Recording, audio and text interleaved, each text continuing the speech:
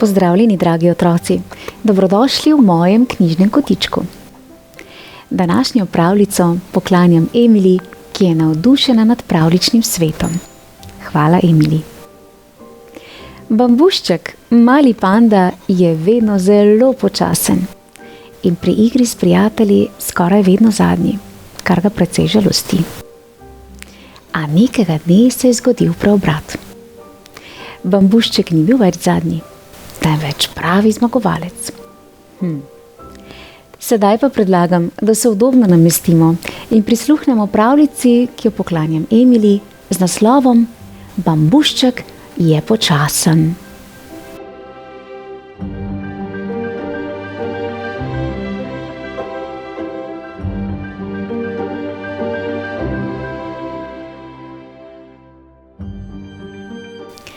Bambušček je počasen mali panda. Preden iz ust pomoli svoj leni jeziček, je sladoled že zdavnaj stopljen. Še preden se utegne počesati, v naglavi šoja splete gnezdo. Še preden upihne svečke, mu torto spred nosa pospravijo drugi. Bambušček za materinski dan nabere rože, toda mami jih podari šele za božič, malce ovenele. Na to stran knjige Bambušček še ni prispel. Počakajmo ga. Če si preveč neučakan, preštej do 100. Da bi si lažje predstavljal, kako počasi se Bambušček premika, posadi peško višnje in opazuj, kako klije. No, pa je tukaj. Vsi so že zbrani na cilju. No, skoraj vsi. Nekateri so že odšli domov. Končno. Nikoli več ti ne bomo dovolili, da tekmuješ z nami, je zakotrnjal želvak trpotec. Še štor bi me prehitel, če bi takole tekel, je dejal povodni konj Timijan. Še moja babica si hitreje umije protezo, se je zarežal krokodil Peteršilj. A je že tukaj? Se je iz sna prebudila gepardina Gerbera. Bambušček je vedno pritekel kot zadnji. Zakaj sem tako počasen? Je bil žalosten Bambušček, ki je s polžico lišajko igral jengo. Zakaj si sploh želiš tekmovati z njimi? Ga je vprašala prijateljica. Bambušček ni vedel, kaj naj odgovori. Še preden sta utegnila izvleči vsak svojo ploščico, se je zunaj stemnilo. Mami sta jo poklicali domov. Bambušček je zlezel v svojo posteljo. Počasi se je pogreznil v spanec. V sanjah je skakal na velikanskem trampolinu. Sčasoma bom že postal hitrejši, se je potolažil. In tako je skakal počasi, počasi, dokler ni... Budilka je glasno zazvonila. Uro pozneje je prihitel njegov očka in budilko ugasnil. Mali panda je prilezel iz postelje. Nekaj vzmeti je ležalo na tleh. Bambušček se je močno pretegnil. Pomeril je svojo višnjo, ki jo je gojil v lončku. Potem je pogledal, koliko je ponoči zrasel sam. Nobeden od njiju ni postal opazno višji. Popoldne se je Bambušček ponudil mami, da z njo odide na trg. Nista prišla daleč, ko sta zaslišala znani glas. Bambušček, zakaj nisi odšel teč z drugimi? Je vprašal lenivec Mandeljc. Se je mali panda spomnil ostrih želvakovih besed od prejšnjega dne. kaj pa ti? Lenarim, je zazehal Mandelc.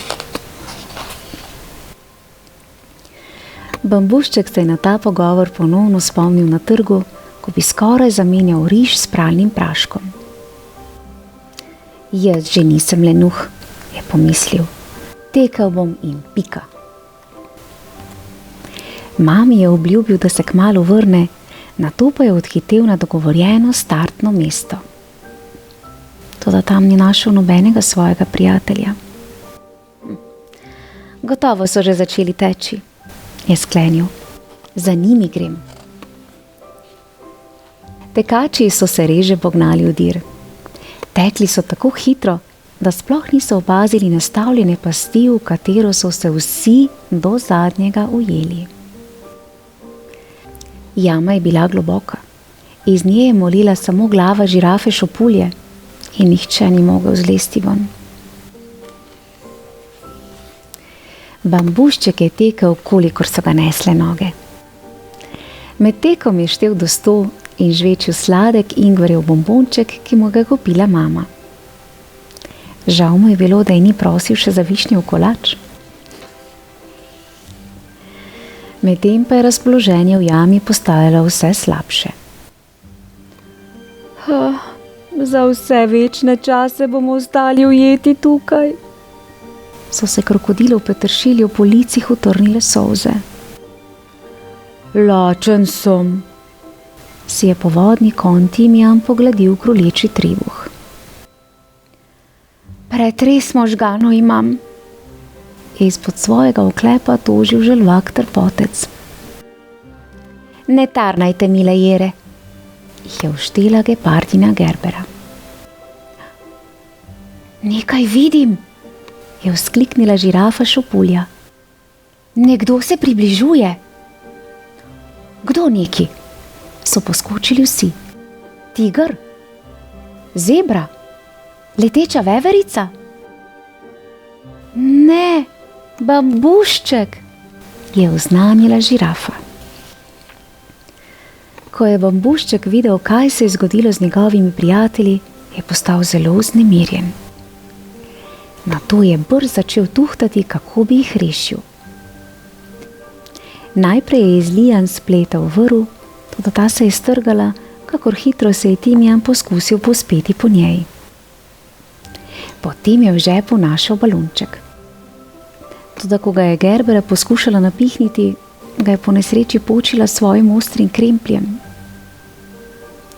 Bambušček je nato na pomoč poklical papige in opice, ki jih je srečal na poti, toda te so se tako prestrašile krokodila, da so pobegnile, pa naj je peteršilj še tako jokal in prosil. Trampolin! Je nenadoma vzkliknil bambušček. Odhitel je domov in odpeljal starša na kraj nesrečnega dogodka. Družina je s skupnimi močmi spustila trampolin v jamo. In tako so vsi drug za drugim skočili iz jame. Po večdnevnih mukah so bili prijatelji močno žejni, sestradani in popikani od komarjev, toda bili so srečni. Zelo te imamo radi, bambušček, niso skrivali veselja. Bambušček je povabil prijatelji na partijo jenge. Timijan je prinesel višnjev kolač, ki ga je spekel sam. Krokodil peteršilj je nabral šopek rož. Izkazalo se je, da je mali panda pri igri najboljši. Lesene ploščice je odstranjeval nadvse skrbno in počasi. Tudi jaz vas imam rad, je v posteli zasijal bambušček in se pokril z odejo.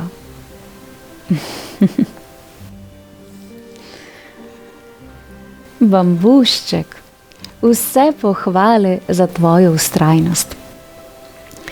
In tako je bambušček spoznal, da njegova počasnost ni le ovira, ampak njegova supermoč. Kljub temu, da je bil vedno zadnji, je tokrat pokazal, kako je lahko prvi na svoj prav poseben način. Ja, In včasih so v življenju najlepši trenutki prav tisti, ko spoznamo, da smo edinstveni in je vsak naš korak dragocen. Bambušček nas je še naučil, da prav nikoli ne smemo obupati, ampak verjeti v svoje sposobnosti. Emily, uživaj v pravljičnem svetu domišljije, kjer vsak trenutek prinaša nove možnosti in lepote, ki čakajo, da jih odkriješ. Otroci, v mojem knjižnem kotičku pa lahko prisluhnete še mnogo zanimivim pravljicam o medvedkih. Vabljeni k poslušanju. Ohranimo ter negujmo svojo edinstvenost. Prijeten pozdravček Emily ter pa panjin pozdravček vsem poslušalcem pravljičnega sveta v mojem knjižnem kotičku. Lepo se imejte. Čau, čau. Bravo, bambušček. Pa res vztrajen. Počasi se daleč pride.